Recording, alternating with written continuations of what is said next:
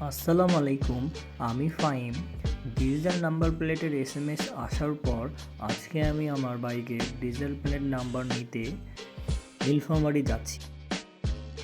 তো এখন আমি সৈয়দপুর টাইমেল পার হয়ে অফ দ্য মোড়ে দাঁড়ালাম। এখান থেকে ডানে গেলেই নীলফামারী হাইওয়ে।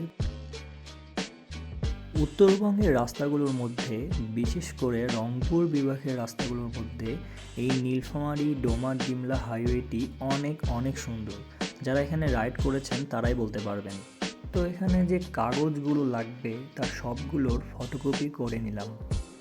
তো এই তো দেখতে দেখতেই আমি নীলফামারী বিআরটিএর অফিসে চলে আসলাম।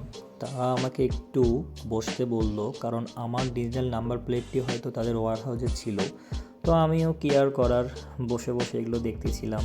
এই চিহ্নগুলো আমাকে সারা রাত পড়তে হয়েছিল পরীক্ষার আগে।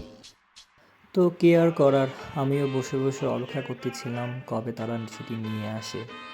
তারপর জানতে পারলাম যে এখন থেকে সকল কর্মদিবসেই নাম্বার প্লেট দেওয়া হয়ে থাকে। তারপর আমাকে ভিতরে যেতে বলা হলো এবং নাম্বার প্লেটের জন্য যে ইনফরমেশনগুলো লাগতো সবগুলো দিয়ে দিই। তারপর অবশেষে আমি আমার বাইকের নাম্বার প্লেটটা হাতে পেলাম। তারা আসলো, আমার বাইকের সাথে আমার একটা ছবি নিল। তারা লাগিয়ে দিতে চাইলো, কিন্তু আমি মানা করলাম। তারপর আমি আমার ডিজিটাল কার্ডটি হাতে পেলাম, যেটির এসএমএসও আমার কাছে আগেই চলে এসেছিল। তো ডিজিটাল নাম্বার প্লেট কালেক্ট করার সময় কী কাগজপত্র লাগবে সেগুলো আমার ভিডিও শেষে আমি আপনার সবার জন্য দিয়ে দেব। ডিজিটাল নাম্বার প্লেট নেওয়ার সময় আপনার মূল কাগজগুলো তো সঙ্গে আনতেই হবে, সাথে এই কাগজগুলোরও ফটোকপি অবশ্যই সাথে আনতে হবে।